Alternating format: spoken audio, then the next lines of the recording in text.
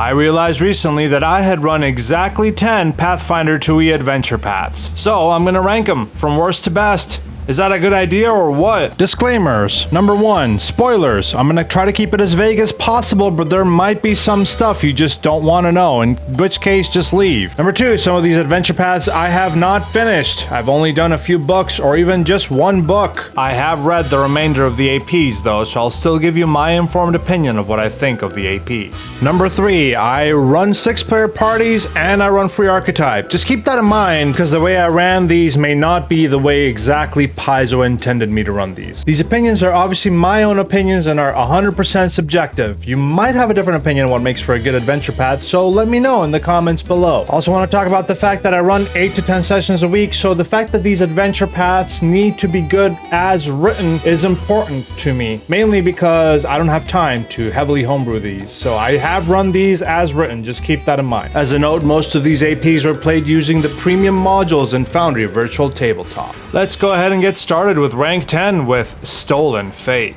Even though this is rank 10, I don't think it's the worst AP ever, but I genuinely had a lot of issues with it. Disclaimer, I've only done the first book of this AP.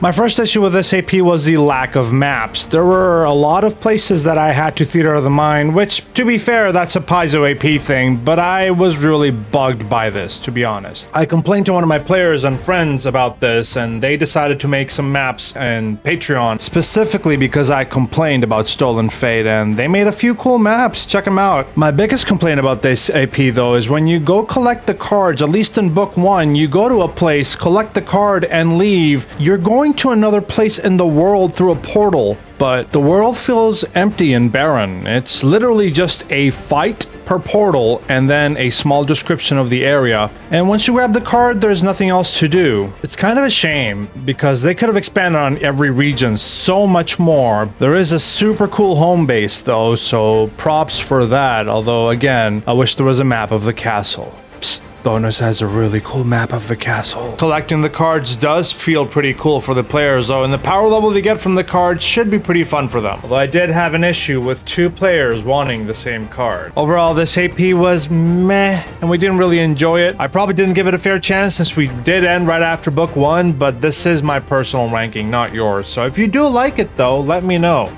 Number 9 is Gatewalkers. I was so excited by the player's guide and the premise of this adventure path that I ended up running Gatewalkers 3 times a week.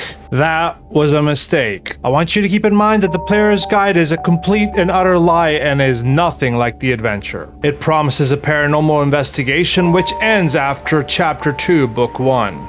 This adventure path has a lot of problems. I had enjoyed my groups that I played with, but the AP really needs work. I've actually finished this campaign from start to finish, so let's talk book by book the problems that exist. The dungeons in book 1 not only feature deadly traps that could probably kill a first level character, actually definitely kill a first level character. They also feature non-stop combat. Paizo, you could have made one of those NPCs or even a couple of them like a roleplay moment maybe. To be fair, there are some really cool moments in book 1, but I won't spoil that here. Book 2 is literally a glorified NPC escort quest for an entire book. And the worst part about book 2 is the massive amount of overland travel that really has nothing in the AP to fill it out. You're gonna give me 4 events and a D20 table? Come on, Paizo. There are some really cool locations you end up going to and some pretty nice fights, so that is a positive for this AP. And then book 3 starts out really cool actually. There's a really cool moment in book 3, chapter 1, but after that, you're telling me it's a 68-day journey and I have to roll for every single one of those days per player? How about no? Look, as written, this AP kind of sucks, but me and my players had an amazing time because at the end of the day, we roleplayed a lot and we made do with what we had. But if you're looking for your next adventure path, maybe wait until the compilation's released. Apparently they're making it better. Alright, number 8, Outlaws of Alkenstar. This one's not too bad actually. I don't really like westerns, but I did enjoy running this for what it's worth until it got a little unhinged by book 2. The bank heist at the start of book 1 is a really strong start, and then, well, it kind of tapers off by the time you leave the city. It's been a while since I've run this AP, to be honest, so I don't don't remember a lot. I enjoyed all my players doing Western accents, and I enjoyed most of it until we left the city, which is why this is rank 7. Leaving the city kinda sucked, and then we TPK'd around the end of book 2. If you're a GM, be careful of the final dungeon of book 2. It's got something pretty nasty in it. This AP also has a lot of time pressure, so maybe slow things down on your end, Game Master, and add some fun side quests that are Western in nature. Also, the final battle looks cool AF. I recommend this AP if you're a fan of steampunk or Westerns. It was an okay AP, but I think you could do better. Rank 7, Strength of Thousands. This one should be higher, but there is one thing that annoys the heck out of me. The lack of slice of life, day-to-day school activities sucks. There is a pretty cool adventure in here though, and from what I've read, it's pretty good. This is why this is rank 7 and like not any lower. We got as far as book 2 and it was okay. I just wish there was more school stuff. The overall story's fine though. It kind of gets derailed on book 3 and book 4, but makes its way back around eventually. The later book looked to have some really cool set pieces, so if you're interested in the Mugwangi Expanse, not a bad shout to try this one out. There's also like a billion NPCs you're gonna have to keep track of for book 1, but the cool part is they do accompany you in later books. Although the burden's kind of on the Game Master to remember that these NPCs do exist later and are not just there. There isn't a premium AP for this one on Foundry, so you're gonna have to manually import it, but if you're looking for a school-based AP, I guess try this out. Why not? Number 6, Sky King's Tomb. I am a dwarf and I'm digging a hole. Diggy, diggy hole. Diggy, diggy hole. I really like dwarves. It may not be your cup of tea, but dwarves are amazing, so if you like dwarves, this is a good AP for you for sure. And to get the best out of this AP, I recommend your players either make dwarves or make characters that are interested in dwarven culture. Also, I have actually finished this AP from start to finish, so let's go book by book. Book 1 starts out uniquely, but it's a lot of fun if your players are good role players. My only gripe is, again, lack of maps, and definitely the lack of a Highhelm map, which I think you'll need the Highhelm book for. The rest of book 1? Pretty solid. There's some Underdark travel and some dungeon stuff. It's actually kind of fun. Book 2 has even more Darklands travel and then a subsystem inside a city, which is pretty cool, I'll be honest with you. I will say this story feels disjointed at times between books, and the BBEG is kind of weird, to be honest, and not great. You're getting to this tomb!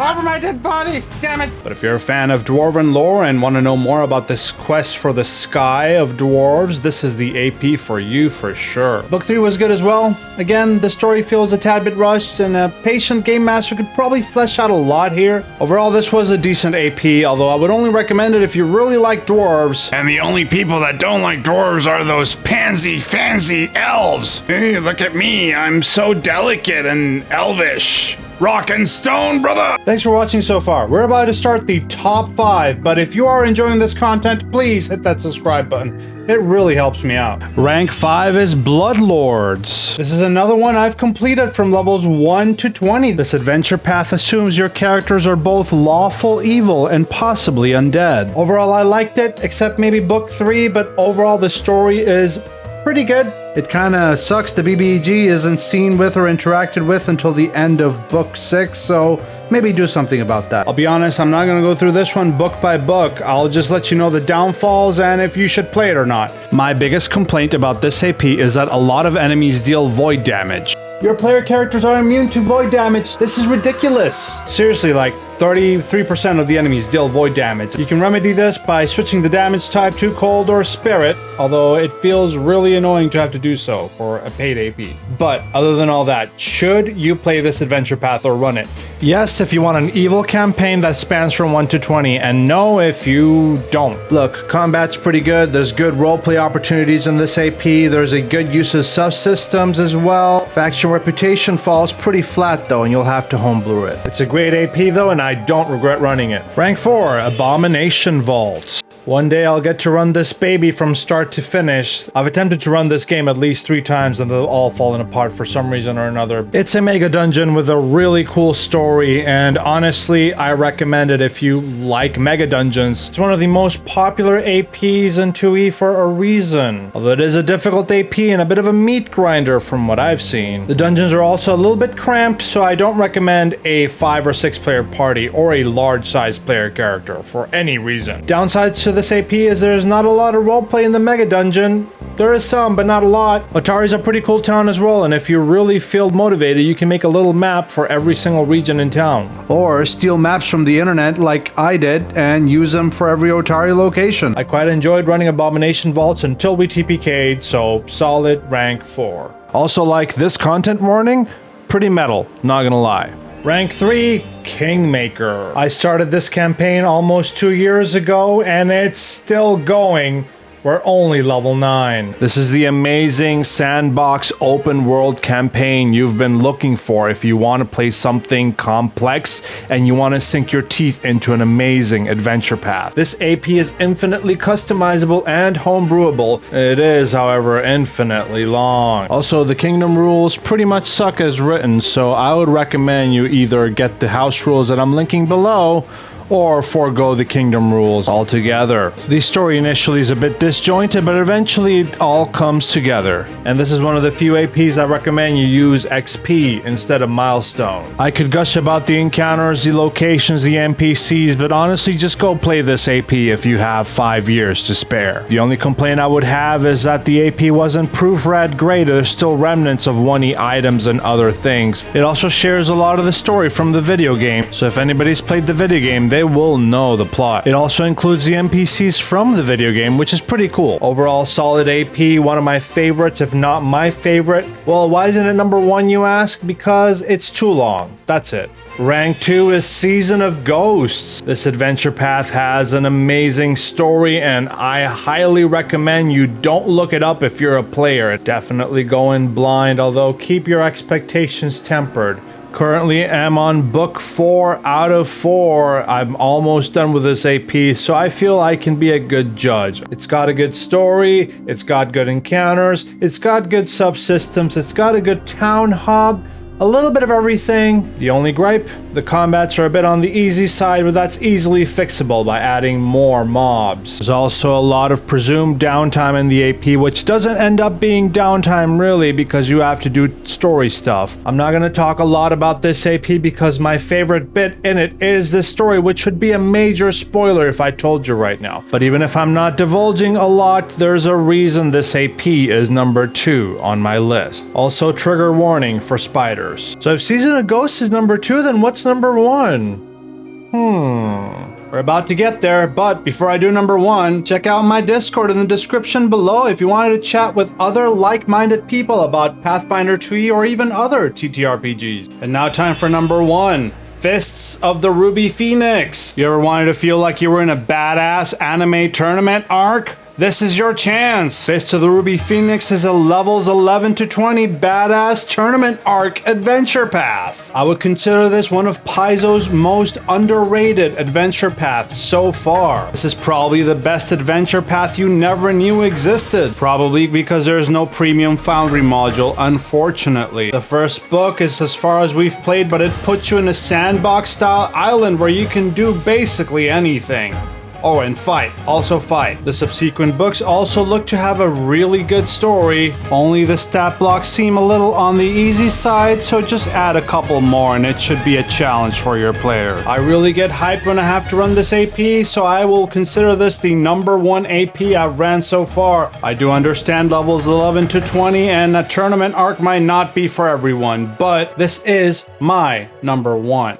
That's it. Like and subscribe for more and let me know what you thought of these rankings in the comments below. I know I'm missing some adventure paths, so feel free to ask about them and I'll tell you what I've heard about certain newer adventure paths.